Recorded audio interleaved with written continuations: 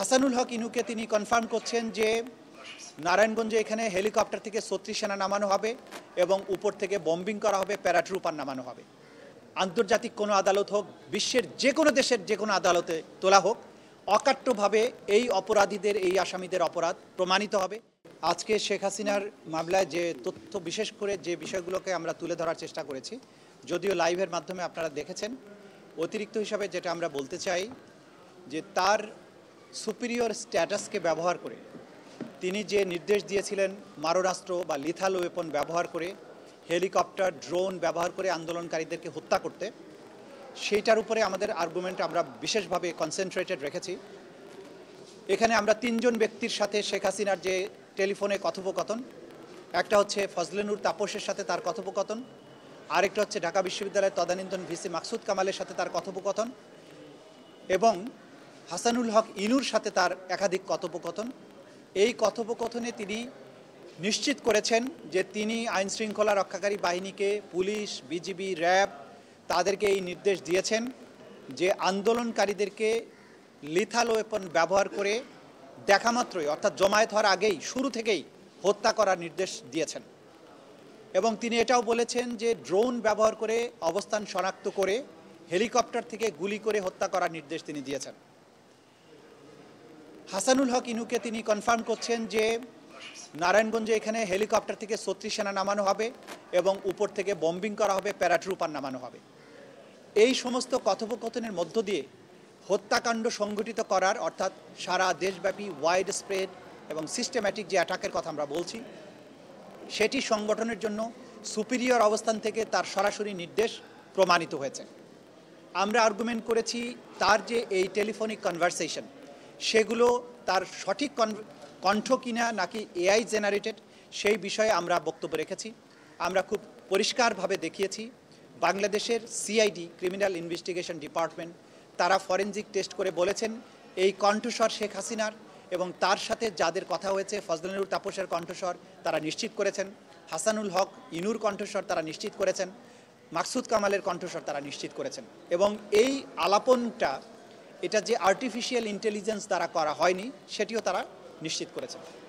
Additionally বাংলাদেশের বাইরের 2টি প্রতিষ্ঠান, বিবিসি এবং আল জাজিরা, বিবিসি তারা একটা আলাদা ফার্মকে এনগেজ করে এই কণ্ঠস্বরগুলো এআই জেনারেটেড কিনা সেই ব্যাপারে তারা পরীক্ষা নিরীক্ষা চালিয়েছেন এবং তারা কনফার্ম করেছেন এটি শেখ হাসিনার কণ্ঠ, এটা এআই জেনারেটেড না, এই কনভারসেশনগুলো জেনুইন। এটার বাইরে আমরা এই অর্ডারটা যে সত্যিকার অর্থে তিনি দিয়েছিলেন সেই ব্যাপারে পুলিশ বাহিনীর তদানীন্তন যিনি প্রধান, তিনি সরাসরি কোর্টে সাক্ষী দিয়ে বলেছেন যে এই লিথাল ওয়েপন ব্যবহার করা, হেলিকপ্টার ব্যবহার করা বা ড্রোন ব্যবহার করার ব্যাপারে নির্দেশনা তিনি পেয়েছিলেন। প্রধানমন্ত্রী স্বরাষ্ট্রমন্ত্রীকে বলেছিলেন, স্বরাষ্ট্রমন্ত্রী তাকে টেলিফোন করে জানান যে প্রধানমন্ত্রী তাকে এই নির্দেশ দিয়েছেন। তিনি তখন এই নির্দেশটি তার অধস্তন অফিসারদেরকে জানান। অধস্তন অফিসাররা, অর্থাৎ ডিএমপির তদানীন্তন কমিশনার হাবিব, প্রলয় জোয়ারদার, তারা এটা তাদের কমান্ড সেন্টারের মাধ্যমে, ওয়্যারলেস মেসেজের মাধ্যমে বিভিন্ন কমান্ড পোস্ট, বিভিন্ন জায়গায় যে সমস্ত বাহিনীকে নিয়োগ করা হয়েছে তাদের কাছে এটি পৌঁছে দেওয়া হয়। ফলশ্রুতিতে দেশব্যাপী মারণাস্ত্র, আগ্নেয়াস্ত্র ব্যবহারের যে প্রমাণ, এই কমান্ড বা এই হুকুমের প্রেক্ষিতে সেগুলোর বিস্তারিত প্রমাণ, আমাদের লাইভ উইটনেস যারা আছে তাদের প্রমাণ আমরা দেখিয়েছি, আমাদের ডকুমেন্টারি এভিডেন্স দেখিয়েছি, পত্রপত্রিকার রিপোর্ট দেখিয়েছি, অজস্র ভিডিও ফুটেজ যে কিভাবে লিথাল ওয়েপন ব্যবহার করা হয়েছে, কিভাবে হেলিকপ্টার ব্যবহার করা হয়েছে, তার বিস্তারিত প্রমাণ এতটাই অকাট্যভাবে তুলে ধরা হয়েছে।